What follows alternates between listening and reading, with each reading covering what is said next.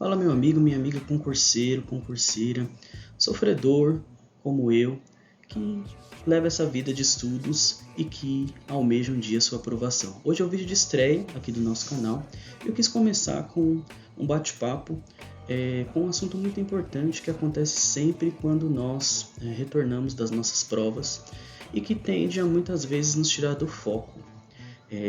Agora nós acabamos de sair do MP São Paulo, né, Defensoria Pública, começo do ano tivemos MP Minas, e é muito importante que nós tenhamos claro que a nossa vida de concursos é sempre um eterno recomeço. Né? Quem vai prestar as provas, quem se prepara para alguma que ainda vai acontecer, quem se prepara para alguma que o edital nem saiu ainda, temos aí o TSE unificado, né, que muitos dizem que é o concurso do ano, e nós não sabemos bem nem sequer qual será a banca examinadora. Então hoje eu quero começar esse bate-papo com você falando sobre algo que acontece sempre quando terminam as provas e que deixa o nosso coração um tanto inquieto. Começar do zero. É certo? É correto nós falarmos assim? Começar do zero, acabou a prova, sair aqui de um momento difícil, que foi um momento efetivo que nós nos preparamos tantos meses, né? Acabou uma prova, nós estávamos nos preparando ali com um edital difícil, às vezes nem conseguimos zerar o conteúdo, mas é correto nós dizermos assim, vou começar do zero? É assim mesmo? Por que nós resetamos toda a nossa experiência quando termina uma prova? E na verdade eu sempre fiquei me perguntando porque eu também já fiz muito isso. Acabou uma prova, eu prestei TJ São Paulo já 2 vezes e as 2 vezes eu fui reprovado. A última vez foi a mais dolorida. Mas veja bem, eu sempre fiquei me questionando por que nós queremos às vezes resetar nossa experiência e eu cheguei num ponto comum que me fez refletir. Às vezes a gente, porque não se preparou adequadamente, quer apagar aqueles erros da nossa memória e fazer tudo correto da próxima vez que a gente vai começar os nossos estudos. Isso faz com que instintivamente o nosso cérebro pense de que tudo que a gente fez até aquele momento estava errado. E na verdade não é isso. Uma reprovação serve também para nós corrigirmos a rota. Assim como quando nós fazemos as questões. A prova é só o simulado mais importante, nós temos que ter isso em mente. E as provas nos derrubam mesmo. Elas nos derrubam porque nós fazemos uma alta expectativa, criamos uma alta expectativa com aquela aprovação, com o que vai ser quando nós tivermos tomado posse do nosso cargo, formos nomeados. Mas eu sempre fiquei refletindo que quando nós saímos de uma prova e nos sentimos fracassados, essa questão de começar do zero faz com que nós instintivamente programemos o nosso cérebro para dizer para ele que tudo que nós fizemos até aquele momento está errado. E na verdade não é isso. Então, quando nós dizemos assim, acabou a prova, saí do ambiente da aplicação, mas olha, eu não quero mais fazer isso, eu não vou fazer aquilo, a partir de segunda-feira eu vou começar do zero. Por experiência própria, eu percebi que não é bem assim que o cérebro ele entende. Ele entende que de fato nós não só vamos começar do zero, mas que tudo aquilo que nós fizemos até aquele momento estava errado. Então não é correto nós dizermos assim que vamos começar do zero e vamos resetar tudo aquilo que nós já fizemos. Na verdade nós vamos fazer um ajuste de rota. E essa troca de palavras é muito importante, principalmente quando nós sabemos que o nosso caminho é árduo rumo à aprovação. Então não devemos resetar tudo aquilo que nós fizemos até aquele momento. Talvez nós tenhamos que mudar o percurso, alterar algumas rotas, mas não é começar do zero não. É começar sim de onde nós paramos. Até mesmo porque todos nós já estudamos algo em nossa vida. A vida de concurseiro ela é uma vida solitária, porque nós não só não temos apoio, às vezes nós mesmos não nos apoiamos. Então, se nós pegarmos aí, desde quando nós tivemos nossa vida escolar, quando nós lemos um livro, quando nós pegamos o edital a primeira vez, assim que ele sai, o edital tão esperado, a gente vai, olha, saiu o edital, finalmente é o órgão que eu desejo trabalhar. E a gente pega e diz assim, eu preciso ler o que está contendo ali naquele edital. Já é um estudo, porque eu preciso saber, me inteirar, entender bem o que é que vai ser cobrado na prova. Então todos nós já estudamos. Nós não podemos dizer assim, eu vou resetar tudo e vou começar do zero. Isso é ao mesmo tempo que pode parecer algo bom, pode também tirar o foco daquilo que nós estamos fazendo, né? Tudo são experiências. E eu digo isso com muita tranquilidade porque eu já fiz também muito isso. Eu já olhei para dentro de mim e falei assim, olha, eu quero esquecer tudo isso que eu fiz até agora e quero começar do zero. E fiz isso muitas vezes, sobretudo nas reprovações. Muitas vezes em que eu estava me preparando ali para a prova e eu via que a preparação não estava ideal, mas eu insistia naquele método errado. E na verdade o método nós temos que encontrar o que mais se adequa para nós. Não é aquilo que nós achamos que deve ser, é o que mais se adequa dentro da realidade que nós temos, daquilo que nós conseguimos fazer. E as metas palpáveis, eu percebo que elas são as mais difíceis de encaixar na nossa rotina. O que são as metas palpáveis? É aquilo que a gente consegue fazer. Às vezes a gente diz assim, eu quero fazer 100 questões todo dia. Só que se você pega, por exemplo, uma banca que cobra muita interpretação de texto, você pega ali 100 questões de interpretação de texto daquela banca. Se você consegue fazer 4 questões ali nos 10 primeiros minutos, você está no lucro, porque realmente as questões de interpretação de texto, elas sugam a nossa mente, elas tiram toda a energia do nosso cérebro e a gente vai, de uma forma ou de outra, meio que desanimando. A gente olha para aquela situação e fala, não é bem assim que funciona. Então, quando a gente olha assim e diz, eu vou começar do zero, a gente tem que lembrar que todos nós já estudamos alguma coisa, nós temos uma bagagem. Eu tomo aqui o que aconteceu comigo agora no começo do ano, quando eu fui prestar ao Ministério Público de Minas. Eu não estava me preparando para esse concurso especificamente. E ele apareceu no meio da preparação para o Ministério Público de São Paulo. E eu quase que não fui prestar essa prova. Eu estudei a parte específica, a legislação específica, em praticamente 3 dias ali, os 3 dias que antecederam a prova. E quando eu fui fazer essa prova, eu estava até um pouco preocupado, desanimado. Eu falei, eu vim fazer essa prova só por causa do português e das matérias afins, que são as básicas. E eu me surpreendi muito, porque na verdade o MP Minas agora estamos na fase dos recursos, né, para os negros e pardos, e o MP Minas caminha para ser uma das minhas melhores notas desde que eu iniciei nessa vida de concurseiro lá no ano de 2017. Então, quando a gente diz assim, eu vou começar do zero, nós temos que tomar muito cuidado, porque nós estamos de fato inclinando a nossa mente a dizer para ela que tudo que nós estudamos até aquele momento estava errado.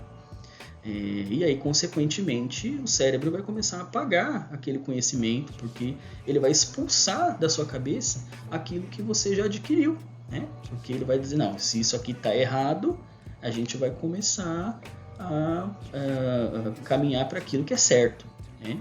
Então nós temos que tomar muito cuidado para não ignorar aquela bagagem de conhecimento que nós já adquirimos. A bagagem de estudos, ela é muito importante e nós não damos muito valor a ela. Muitos dos concursos que nós prestamos, eles têm matérias em comuns, principalmente as matérias básicas.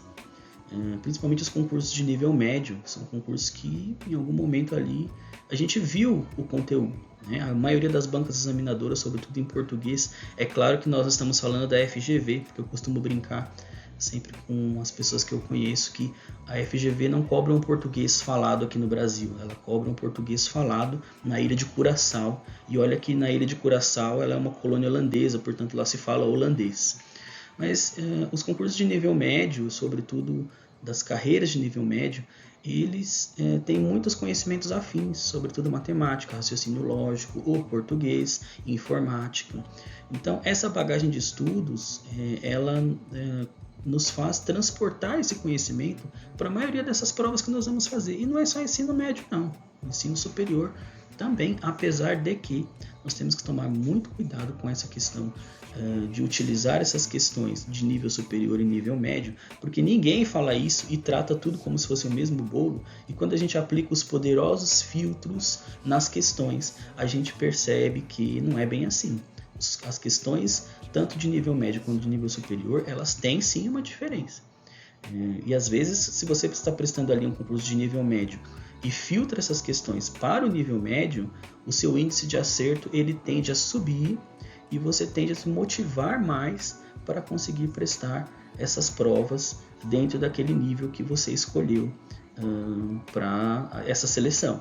Então, veja bem, no começo eu acreditava que, mesmo assistindo muitas videoaulas, vendo muitos materiais, que você estudar com questões de qualquer nível não era um fator relevante.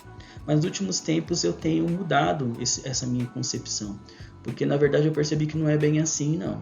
Se você já esgotou todas aquelas questões daquele nível de nível médio e já esgotou todas as questões das outras bancas, aí sim eu recomendo que você comece a fazer questões variadas.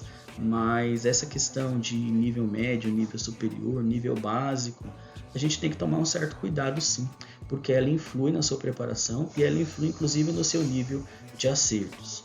A maioria de nós já teve conteúdos aplicados de maneira insuficiente na escola, né? Isso é um ponto comum de vários concurseiros, amigos meus que nós conversamos, de que o ensino fundamental, o ensino médio que nós tivemos, a maioria é sim deficiente. Poucos de nós chegam, depois de terminar o ensino médio ali, ou até mesmo a faculdade, chegam preparados para uma prova em conteúdos básicos que são os essenciais, nós deveríamos ter aprendido na escola. Isso raramente acontece, mesmo em escolas particulares, viu, gente? É importante dizer isso, que algumas pessoas têm essa ideia de que não, a pessoa estudou no colégio particular, estudou num colégio de renome, mas sempre quem faz o estudo somos nós, não é mesmo? Então nós podemos estudar no melhor colégio, mas não ter aproveitado da maneira correta, ou realmente termos tido ali uma preparação insuficiente. Muitos de nós nunca chegou a entender, né, de fato, para que serviam aqueles conteúdos. Até tem uma brincadeira que rola aí nas redes sociais a respeito da fórmula de Bhaskara, né? Algumas pessoas colocam algum meme ali sempre dizendo assim: nossa, mais um dia se passou e eu não usei a fórmula de Bhaskara. E na verdade a gente percebe que, de fato, no nosso dia a dia ela não é muito utilizada, mas nas seleções de concurso sim, elas são exigidas nas provas de vestibular. Então nós temos que dar uma certa atenção aí para esses conteúdos que parecem que não são relevantes, mas eles fazem toda a diferença na hora de buscar uma aprovação ali no concurso público ou até passar num vestibular. E as dicas ouro de hoje, elas ficam para você, para nós que buscamos essa aprovação no concurso público por diferentes razões, né? Seja pela estabilidade, seja pelo salário, seja pelo ambiente, seja pela frustração de olhar no mercado de trabalho e ver que muitas vezes o que acontece nas empresas não é o que acontece no ramo público e vice-versa. Então, a primeira coisa que eu digo sempre para quem está estudando comigo para ser aprovado no concurso público: tome uma firme decisão. E essa firme decisão, ela vai passar por renúncias, não tem como fugir disso. É necessário renunciar, deixar algumas coisas de lado em prol desse caminho, não tem outra forma. Depois é o foco que nós temos que ter, né? Buscar o foco todos os dias não é fácil. Às vezes nós nos colocamos ali numa situação muito difícil, porque precisamos trabalhar, precisamos sustentar a nossa casa, as contas vão chegando, são os problemas do dia a dia, os problemas do trabalho, os problemas familiares, mas é necessário buscar o foco. Até recentemente eu brinquei aqui com a minha família, porque sempre diziam que estudar com ruído marrom, com fone, escutando o ruído marrom, era muito bom, e eu achava aquilo uma bobagem, e eu comecei a fazer experiência, quebrar os meus paradigmas. Vou estudar com esse ruído marrom na cabeça, que é para ver, com fone no ouvido, que é para ver se funciona. E eu me surpreendi muito em relação ao ruído marrom, e não só ele, como, por exemplo, ouvindo música clássica, ruído branco. Então é necessário que nós busquemos maneiras de conseguir focar naquele objetivo dos estudos, porque senão nós não vamos conseguir. Não dá para estudar de qualquer jeito, porque de alguma forma o conteúdo não fixa e nós acabamos perdendo tempo. Depois precisamos ter disciplina, gente, não tem outra forma. Recentemente eu recebi de uma pessoa aí um desses gurus concurseiros, né? Que tem sempre uma fórmula mágica. A fórmula mágica é sentar o bumbum na cadeira e estudar, não tem outra alternativa, né? Mas ele disse assim que para passar no concurso público não precisa ser organizado, não precisa ter rotina, não precisa ter disciplina. E eu quero dizer assim que muito me espanta esse tipo de coisa, né? As pessoas estão perdendo a vergonha de dizer certas coisas, de enganar os outros, simplesmente pelo sentido de ganhar dinheiro, né? Então, muito cuidado com certas coisas. É necessário ser disciplinado, sim. É necessário ter um cronograma de estudo, sim. Não tem como fazer as coisas simplesmente porque fulano fez. Porque para fulano pode funcionar, para mim pode não funcionar. E um ponto muito importante que eu tenho observado, até para os meus estudos, é necessário trabalhar o psicológico. O psicológico, de fato, ele influi muito na nossa prova, no dia que a gente vai prestar ali. No colégio a gente chega para fazer de fato o exame e a gente vai olhando e vai fazendo certas coisas que vão tirando não só o nosso foco, como abalando o nosso psicológico. Então nós temos que fazer sim um trabalho dentro da nossa mente para que a gente comece a observar de fato aquilo que atrapalha o nosso emocional. O emocional fraco, o emocional abalado influi não só nos nossos estudos, como no nosso resultado no dia da prova. E é necessário manter-se resiliente, né? A gente não dá muita importância para isso e acha que a resiliência é mais uma frase de efeito dos grandes coaches concurseiros. E a gente vê que não é bem assim, né? É necessário buscar o equilíbrio, manter-se equilibrado, mesmo nas situações difíceis. E às vezes aquela situação difícil vai tirar o nosso foco ao longo do dia. E aquele dia de estudo eu não digo que vai ser perdido, mas é melhor às vezes não estudar, deixar a poeira baixar, para que você retome a sua rotina com equilíbrio e faça com que de fato as coisas aconteçam da maneira que tem que acontecer. Porque senão, sem equilíbrio, sem o psicológico em bom estado, sem o foco, sem a disciplina, as coisas não funcionam. E é necessário escolher uma área, né? Muitas pessoas eu vejo dizendo assim, né, para mim: não, eu vou prestar Banco do Brasil, mas eu estou me preparando para o TJ São Paulo, eu estou me preparando para o TSE, eu acabei de prestar Ministério Público, e eu não julgo quem pensa dessa forma. Mas eu acredito que é necessário pelo menos nós observarmos as matérias que são afins a esses concursos. Se realmente há um nível de similaridade, se realmente vai dar para entrar na rotina, porque senão é tempo perdido.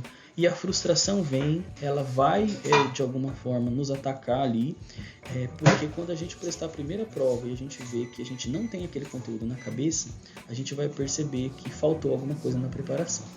Então escolher uma área, perseverar nesse objetivo e escolher também os concursos com base nessa similaridade. Não adianta nada eu prestar área fiscal e tribunais se eu percebo que aquele edital não tem nem 40% de similaridade, né? Não tem como agir dessa forma.